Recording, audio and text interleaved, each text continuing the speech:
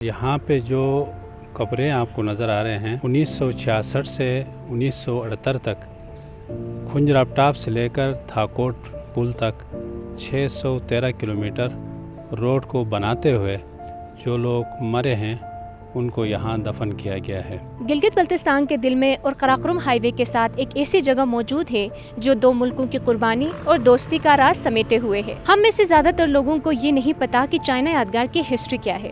आज हम जानने की कोशिश करेंगे कि चाइना यादगार बना कैसे और दन्योर में ही क्यों बना। जहाँ पे हम खड़े हैं इसको चाइनीज यादगार कहते हैं और यहाँ टोटल 88 दफन है और 20 कब्रें खाली हैं। वो 20 इसलिए खाली हैं जिनकी डेड बॉडीज़ नहीं मिले, कोई दरिया बुर्द हो गए, कोई लैंड स्लाइडिंग के जद में आए, तो उन्होंने यादगार के तौर पर उनका भी 20 कब्रें खाली बना के रखा है। ये यादगार बनाने से पहले पानी चाइना पुल के पास जो वाक़यात होते गए, कैजुअल्टीज़ होते गए, तो उनको वहाँ अमानतन बक्सों के अंदर डेड बॉडीज़ को रखते गए। इसी तरह इधर यादगार बनाना शुरू किया। रोड का काम तो चल रहा था, तो इसको चलाते चलाते उनके पास तकरीबन 56 डेड बॉडीज़ जमा हो गए। वो चाइना पुल के पास किसी के ज़मीन में अमानतन उधर बक्सों के साथ रखा। 4 अप्रैल 1978 को जब ये यादगार तैयार हो गया तो उसी हिसाब से ये दो मेरे बैक साइड में आपको नज़र आ रहा है जो कब्रें हैं, इसमें और सामने इसमें एक ही दिन 4 अप्रैल 1978 को ये 56 डेड बॉडीज़ दफनाया है। उसके बाद वो रोड बनाते गए, काम करते गए, बीच बीच में फिर कोई लैंड स्लाइडिंग, कोई पत्थर, कोई बीमारी में मरता गया, तो उसी हिसाब से फिर लाते गए और पीछे दफनाते गए। इसी तरह यहाँ 88 लोग दफन है।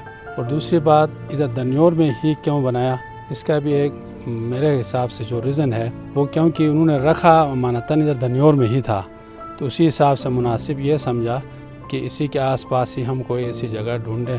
फिर FW ने ये जगह खरीदने के बाद फिर चाइनीज़ को ये जगह हवाला किया।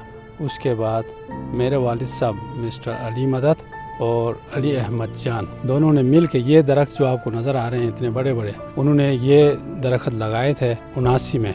उसके बाद 2010 में मेरे वालिद साहब वफ़ात हो गए। उससे आगे ये ज़िम्मेदारी मैंने संभाला है। और अली अहमद जान जो है वो रिटायर हो गया 2016 में, तो अभी उसका बेटा आरिफ जो है उसकी जगह में इसको संभाल रहा है। 2017 में मिस्टर थियन साहब एक चाइनीज़ है, तो वो भी इस स्टोरी से बिल्कुल वाकिफ़ थे। तो वो एक दिन यहाँ आए।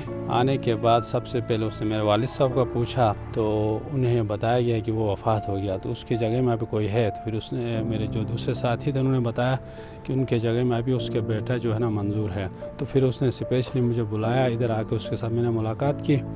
मुलाकात करने के बाद उसने इंतहाई अफसोस किया कि आपके वालिद साहब के इस जगह में बड़े खिदमत थे, अभी उनको यहाँ नहीं देख के मुझे कमी महसूस हो रही है।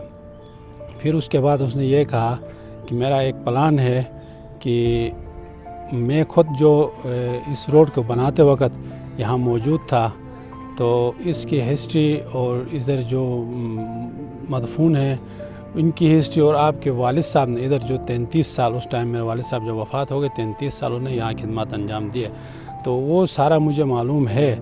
उसके बावजूद मैं आगे जाके आपके बारे में और यहाँ से जो काम करके समले गाजी जो बच के गए उनको, और जो यहाँ दफन है इनके जो फैमिली से, उनको ये न दिखाऊं, ये न बताऊं, तो मुझे ये अफसोसी रहेगा।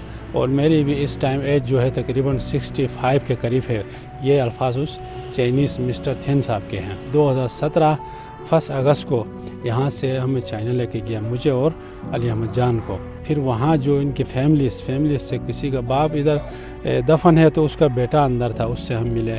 किसी का मियाँ इधर दफन है, उसकी मिसेस उधर थी। इस तरह यानी कि तकरीबन हम 4 सूबों में और 25 शहरों में एक महीने के अंदर पूरे में हम घूमे फिरे। और जो बच्चे कुछ इधर से गए थे गाजियाँ, उनसे भी हमारी मुलाकातें हुई और बहुत ही यानी हमें इतना इज़्ज़त उन्होंने दिया, इतना इज़्ज़त दिया कि हम यानी कि एक मामूली से यहाँ से देखभाल करने वाले यहाँ के हिसाब से, लेकिन वहाँ उनके नज़रों में हमें एक वज़ीर आज़म को, एक वज़ीर आला को जो प्रोटोकॉल मिलता है اسی طرح ہمیں پروٹوکول دے کے وہاں سے ہمیں پھر رخصت کیا.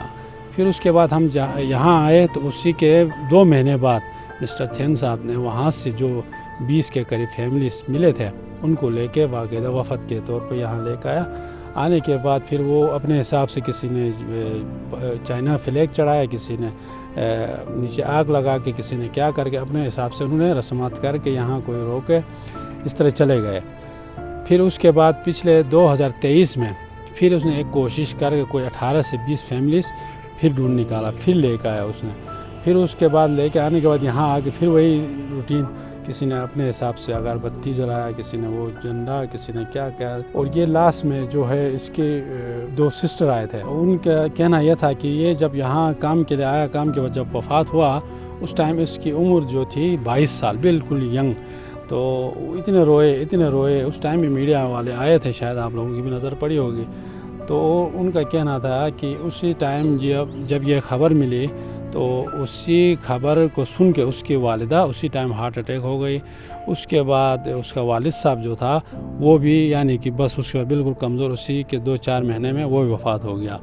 تو اس کی یعنی کہ ایسی سٹوری ہے کہ یعنی یہ جو لوگ یہاں ہیں یہ ہمارے نظروں میں, میرے خیال میں سب کے نظروں میں ایز اے ہیروز ہیں. تو پاکستان اور چائنا کو ملانے والے واحد میرے حساب سے اور تمام کے حساب سے یہ وہی لوگ ہیں کہ جنہوں نے اپنے خون سے گارہ بنایا. اچھا, اسی طرح ایک ناممکن چیز کو ممکن بنا کے ایک روڈ کی شکل میں ہمیں مہیا کیا. اس کے بعد ہم یہاں سے, میرے والد صاحب کہہ رہے تھے کہ جب یہاں سے ہم پنڈی اسلام آباد کی طرف جاتے تھے اس ٹائم یعنی کہ گھنٹوں میں نہیں ہم بلکہ دنوں کے حساب سے. تو جب سے انہوں نے یہ روڈ بنایا پھر اسی کے حساب سے ابھی وہ گھنٹوں میں تبدیل ہو گیا. اس میں جو مین کردار ہے وہ انہی ہیروز کا ہے جو یہاں پہ دفن ہے.